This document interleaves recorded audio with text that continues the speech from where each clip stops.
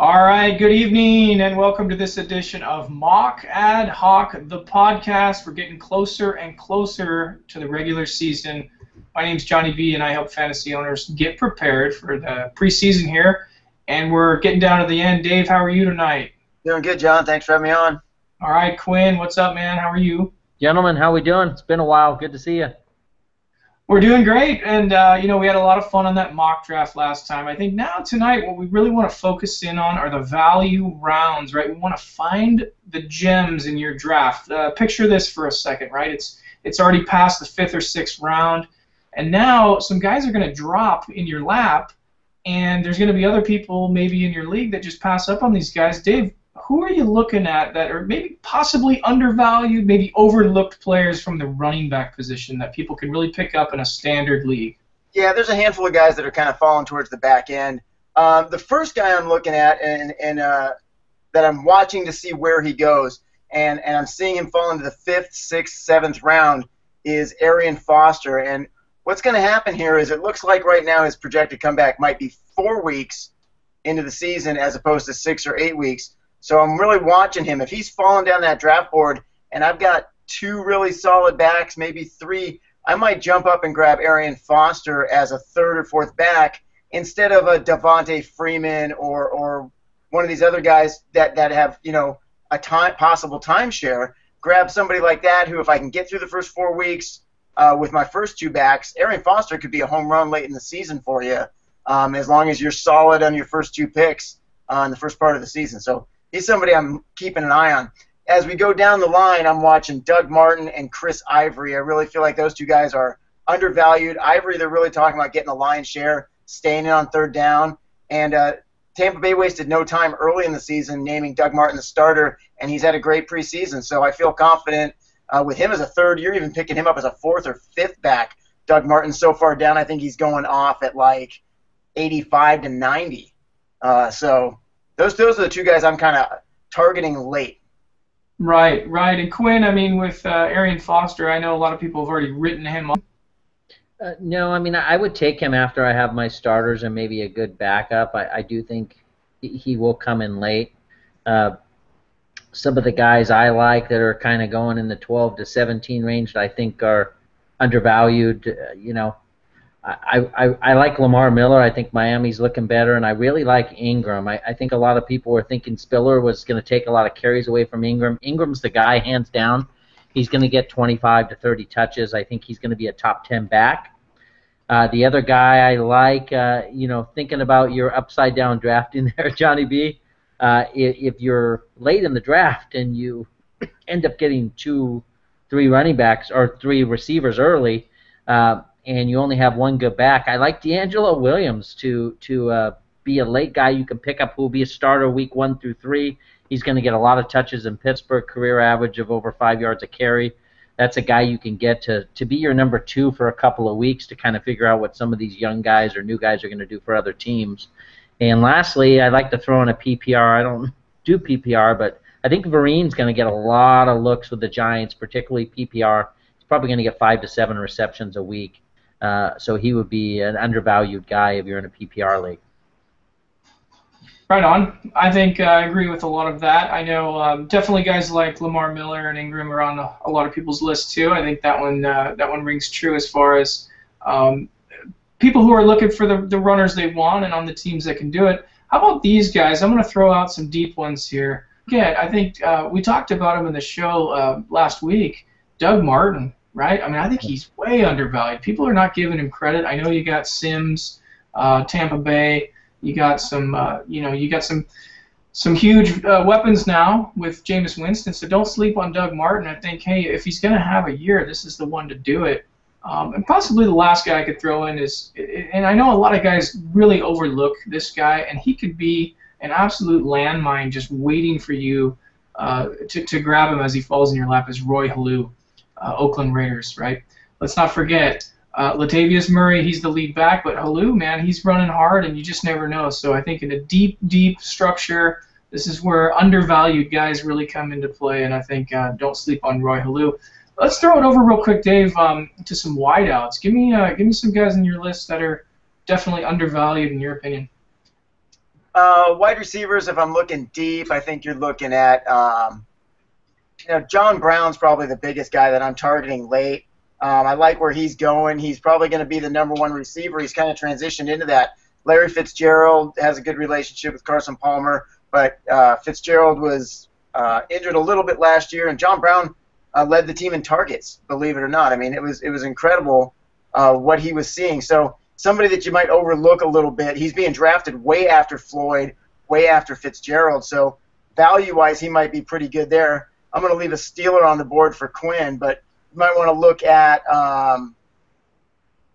Eddie Royal. Right now, Eddie Royal is being drafted somewhere deep in the 120s.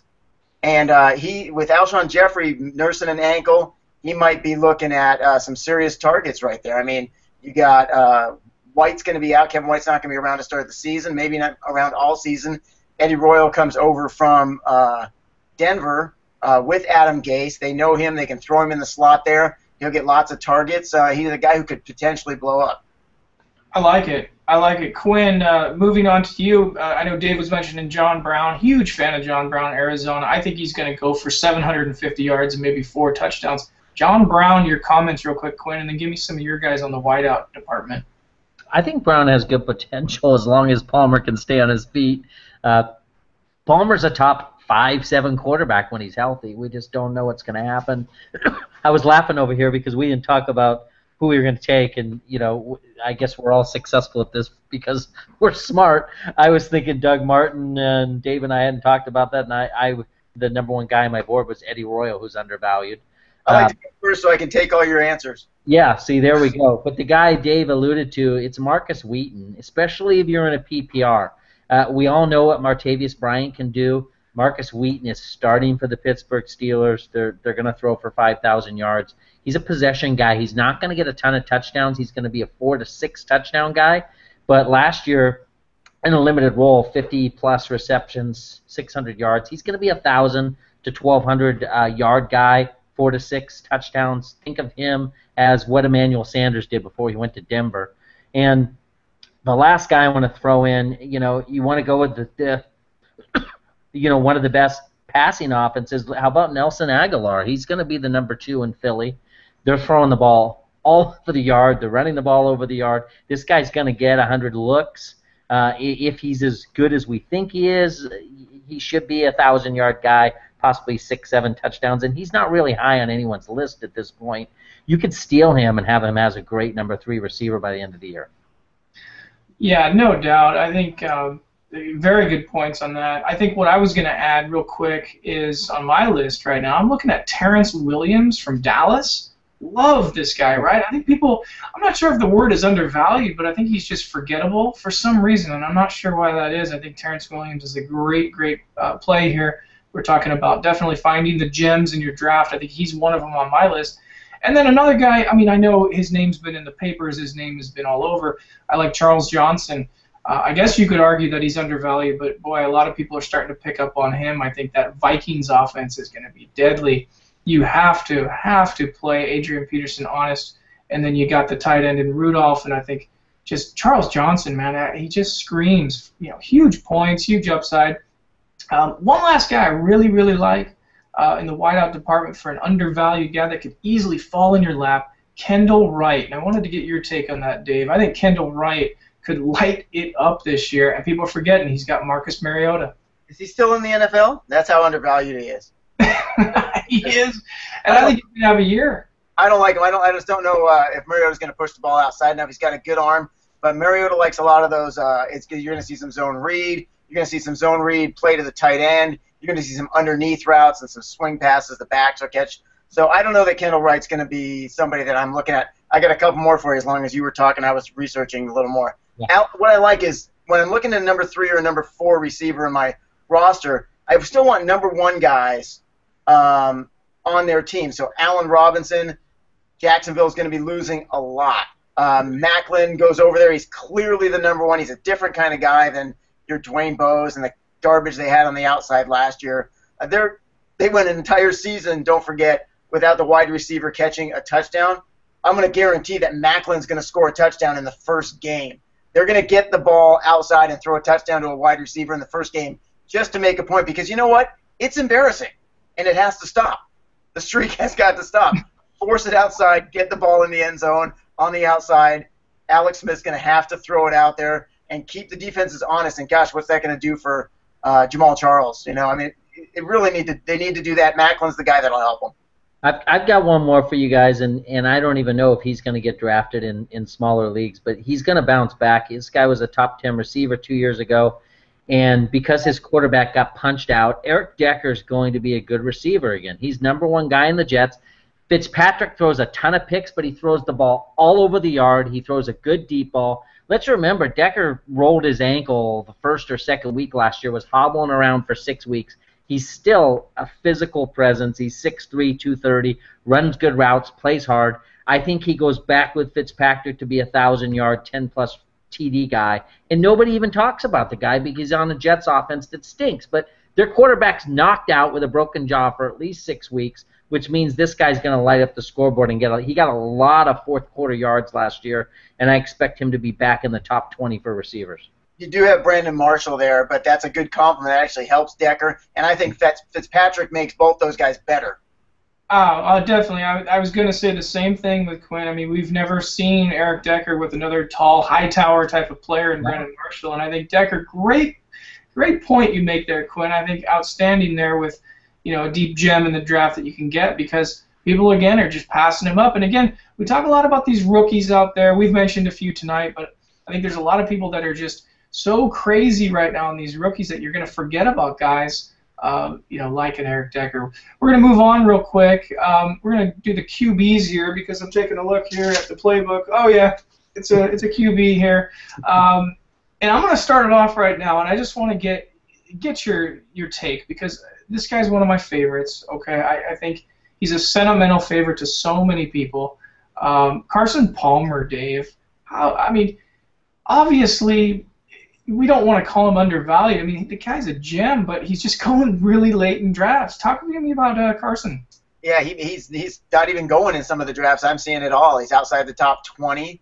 Guys are taking backup quarterbacks, and Palmer's there. It's an injury thing. I mean, if he's on the field, he's got some pretty decent targets, but Mike Iupati went over there from San Francisco. Now he's hurt. Their offensive line was a shambles last year, which is one of the reasons they went through 3 quarterbacks and had a great defense and couldn't even compete in the playoffs. They were just a mess offensively. So getting the offensive line straightened out, keeping him vertical will be a big start. If he's in there, that's something you want to watch. That may be somebody you're targeting as a free agent pickup. There's a lot of guys out there throwing for 4,000 yards. He's certainly capable of it, but he's one I would leave on the waiver wire until week 2 or 3, and then, you know, go get him if he's looking good. Hey, Quinn, is he the ultimate backup quarterback? Let's say you get somebody in the first 4 rounds. I'll give that as an example. Is Carson Palmer the ultimate backup this year? What do you think?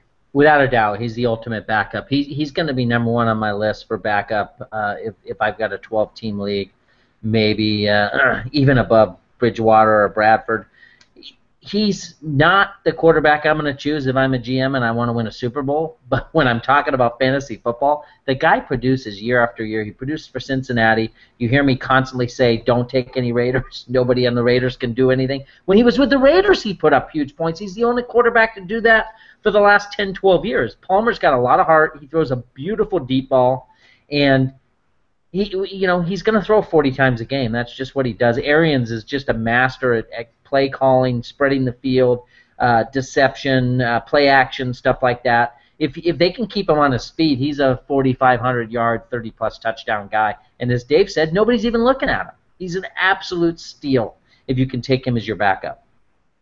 Yeah, no, all really good points there, and I think I'm actually really excited. I have Carson Palmer in another league where I have Peyton Manning, and he is the ultimate backup in my league, and I'm expecting some really good things. You know, and Dave, you said this a while back. If you can get a John Brown on your team, now you have a nice connection between the wideout and the backup quarterback. You're going to need him for the bye week and some matchups, and that way you don't have to stream quarterbacks. So I love it. I'm going to throw in my 2 cents real quick, and I know, Dave, you already mentioned in this show you're not all that high on him, but everybody keeps talking about Jameis Winston and how mobile he's going to be.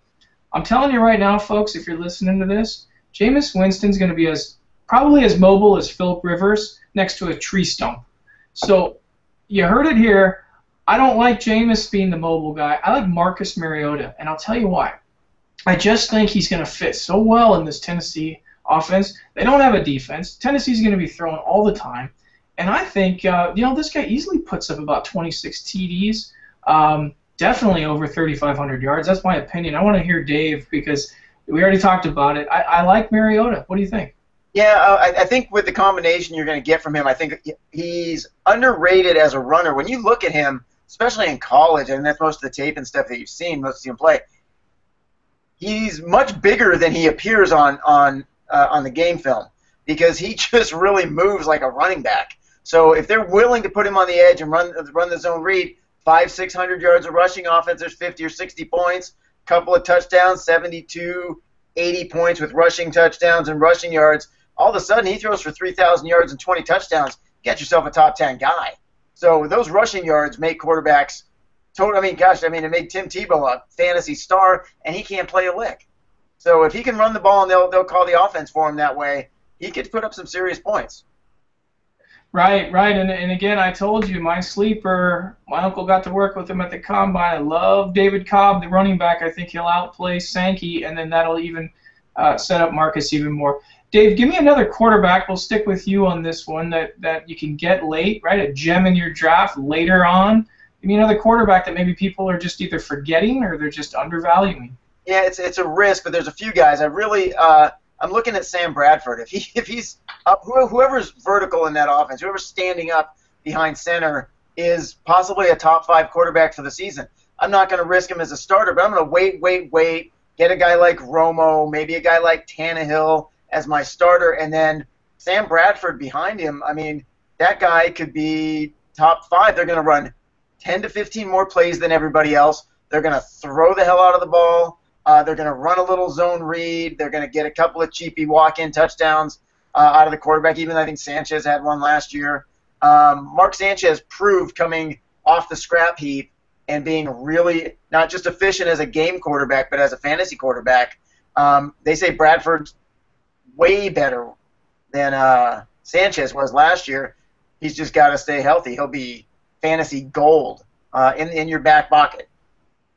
Yeah, we're all waiting to see Sam have a good year. I'm a huge fan of his, and I just think he's always got such a bad rap over in the Rams, and he's finally in a nice system, so we're very much looking forward to him. Quinn, give me a couple QBs. I know we were talking about this last week. Give me Yeah, I want to chime in on the rookies first. I do agree that Winston's not going to run the ball as much as Mariota, but I like Winston way above Mariota for a couple of reasons. Winston's not going to run for 800 yards, but he's going to get a lot of sneaks. They don't run the ball well inside the 10. He's going to get 6 or 7 touchdowns that way.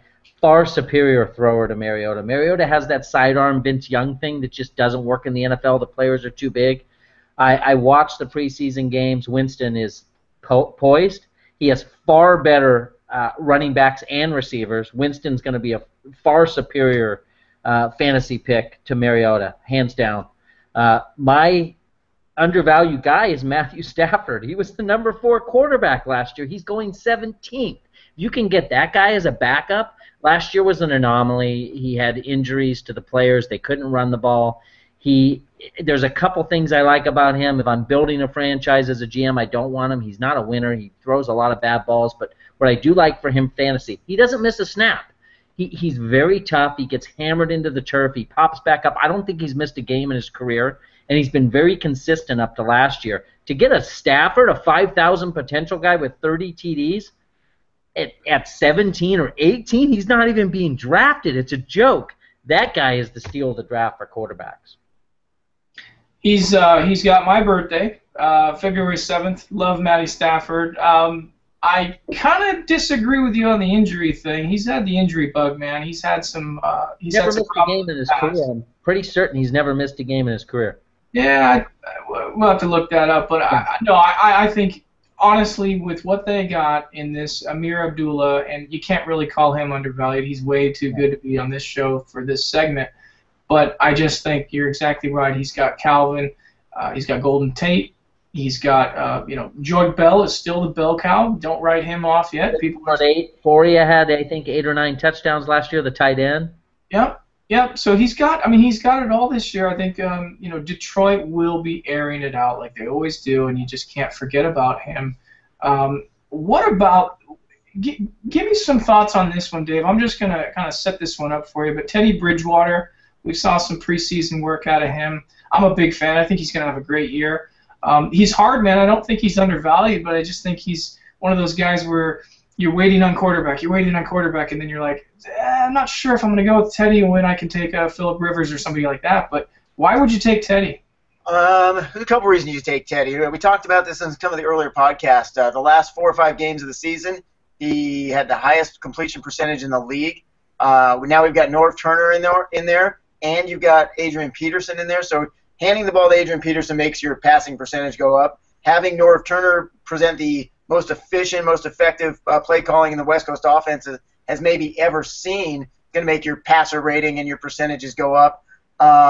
Bringing in Mike Wallace, he throws a nice deep ball. We talked about Johnson. You still got Cordero Patterson. You got Kyle Rudolph. I mean, this guy's got some weapons. I don't have a problem with Teddy Bridgewater, especially as my second quarterback. In a 12-team league, I think, he's not going to be a top 12 quarterback. He's probably not a number 1. He's probably a QB2. But I think, looking at it from that perspective, he's got a lot of upside this year. I think the downside's low, low ceiling, high ceiling, low floor. I mean, the guy's, he's not going to kill you, but he might really do something great. Yeah, and he's got Adrian Peterson. We finally get to see Norv Turner work his magic, right? So I think Teddy's going to have a huge advantage with Kyle Rudolph this year, so I can't wait to see that. We move on. We're going to move on to the tight end set real quick, and I already kind of talked my 2 cents on Jameis Winston, and I'm not trying to say he's not going to have a good year because I'm about to tell you the tight end I really like this year is Austin Seferian-Jenkins, right? ASJ for short. This is his sophomore year. He's just too big, too tall. Scouting report says, hey, you know what? He's still not explosive. He's not this or that. Never mind any of that. I think this is the year he's going to break out. How can he not with Evans, right? You got Vincent Jackson still, and now this quarterback. And hey, if Doug Martin gets it going, what are your thoughts on that, Quinn? What do you think about Jenkins, tight end for Tampa Bay? I like it, and I think when you go back to what they did in Florida State when I watched their game this week, it's really a ball control offense, and Winston throws nice balls over the middle. He doesn't have the strong arm to throw the 18, 20-yard outs. He's going to hit the seams a lot. I think that fits in very well there. I think that's a great pick. One of the guys I'm looking at that's sliding on the radar is Jordan Cameron. I mean, Miami likes to use the tight ends. They've used the tight ends for years. Tannehill likes it in the red zone. And I also like Larry Donnell. I mean, the Giants are down every game. They're throwing the ball all over the place. I think Victor Cruz is back. I don't see him as being a threat anymore. I see Donnell getting a lot of touchdown opportunities as well. And lastly, at least for the beginning of the season, Ladarius Green. The Chargers really like him. Antonio Gates is suspended for the beginning of the season. I think that's a guy who's probably not going to get drafted in a lot of leagues that you can pick up that's going to do very well in the tight end slot there for San Diego. They don't have a lot of big-time receivers anymore. He's going to be their number 1 guy they look for, particularly in the red zone. Dave, we turn it over to you. Larry Donnell, can he get 550 yards and 5 touchdowns this year? Is that possible? Possible, but not when you're forcing the ball to Odell Beckham Jr. all day, every day. So he'll have some decent numbers. I don't think it'll be quite that good, but they'll use him as part of the ball control. I got a couple guys I like though. Watching carefully, and this is going to be a little bit of wait and see, but throw these guys, stash them on your bench. Josh Hill. Taking over for Jimmy Graham in New Orleans. I mean, the opportunities, all the receivers are gone. They've just jettisoned everybody. This guy is basically Jimmy Graham 2.0. It's going to be a younger, less polished version, but basketball player, body control, big size. He's got a lot of possibilities, especially around the red zone.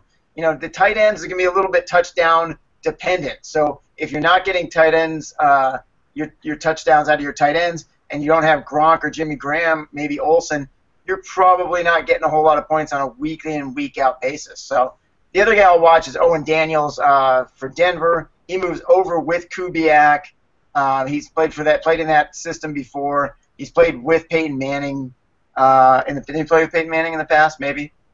No, he was in Houston. But you're going to see targets all over because Julius Thomas was there and he's just gone. And they don't stop throwing to the tight end because Peyton Manning, when he drops back, is still Peyton Manning. Whatever offense you're running, he's going to find that tight end, and he's going to find him often. Yeah, and he's a better receiver than Virgil Green, let's face it. Owen Daniels, I think people are just forgetting about him. And again, these are the gems of the draft, right? You got to be keeping your wits about you as these tight ends just fall right to you later on in the draft. Yeah. So, I'm looking at Owen Daniels here, and I'm saying at least 489 yards and 5 or 6 TDs. But he could easily go double digits, right? I mean, we saw Julius Thomas.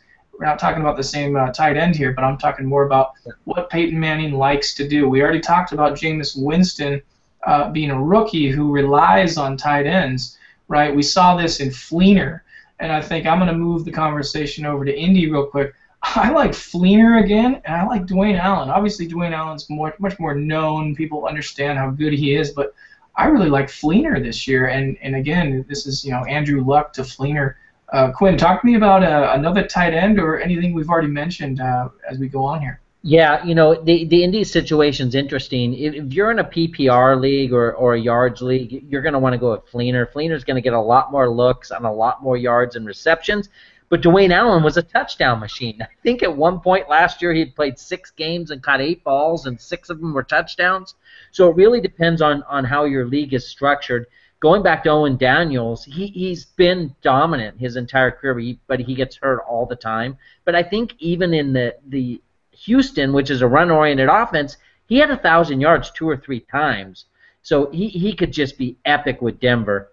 The other guy I'm looking at is Zach Ertz. I mean, with Philly's offense, if that guy gets healthy before the beginning of the year, he could be huge in that offense. And Dave mentioned earlier, I really like Minnesota's offense, and I think Kyle Rudolph's going to get a lot of looks there in Minnesota and become a huge threat, particularly in the red zone.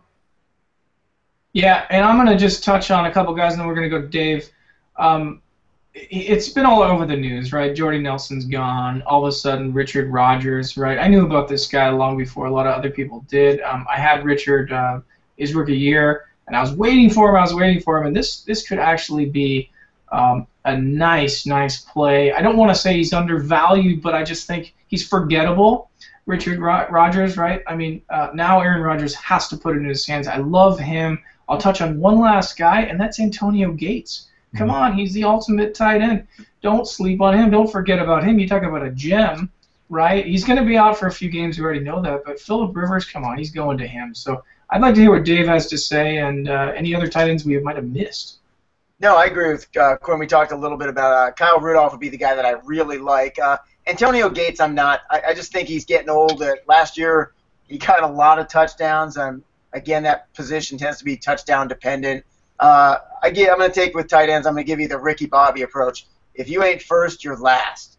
So either pick Gronkowski in the first or second round, or wait until the very end and start grabbing tight ends because they're all you're betting on whether or not they're going to get those tight ends, whether they're going to have a good year. We don't know a lot about these guys. A lot of these guys are unproven commodities. Just Gronk, Jimmy Graham, early. That's about it. Yeah, definitely, and you're going to be able to see, a bunch of guys emerge. Who knows? Maybe even Chase Amaro, right, from the Jets. We don't know. We have. Now you're just making up names.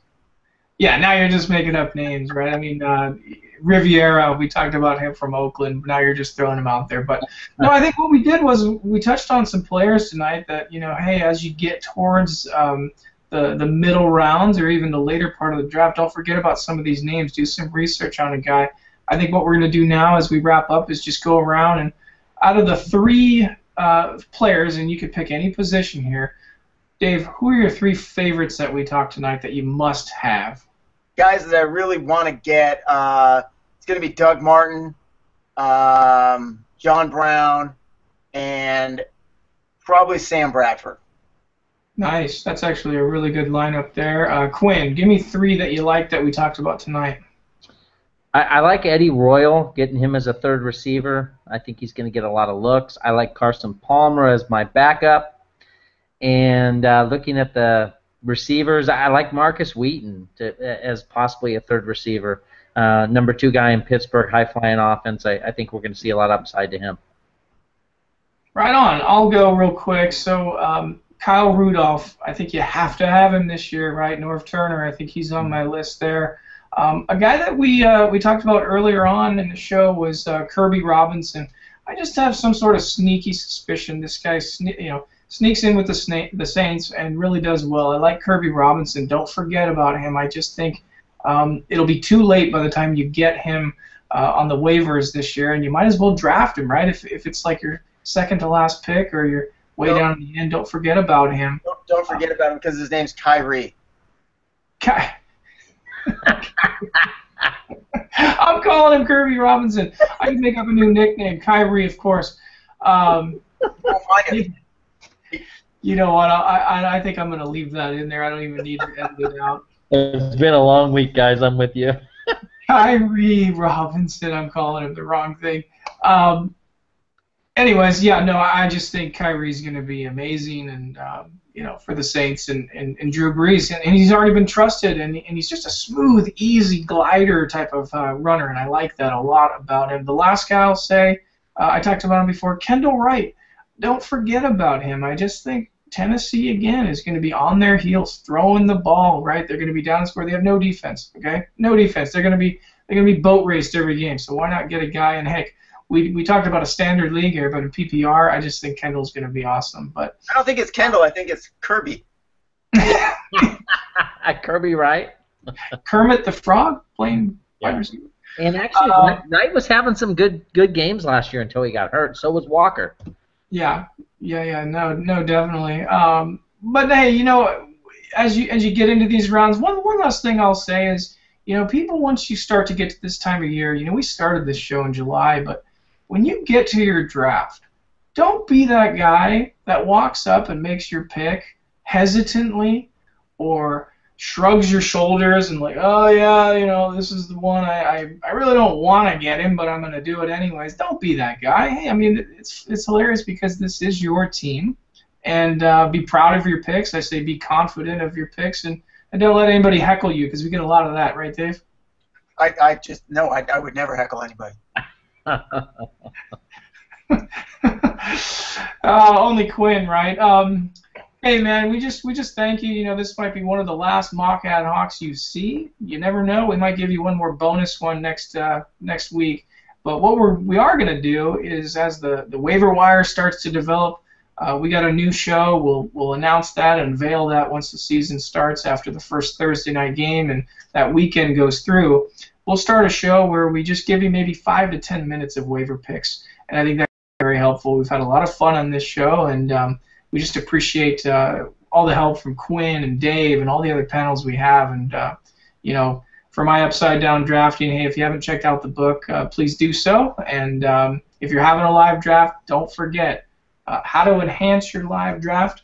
And I'll tell you what, if you email me, the first 5 people that email me, I'll give you a free copy of this book. You send me your address, and we'll get it to you. So thanks again for everybody, and have a good night. This is Mock Ad Hoc, Johnny B. For Quinn, Dave, the Seahawk fan, and you guys have a good night. Bye, guys. All right, see you guys. See ya.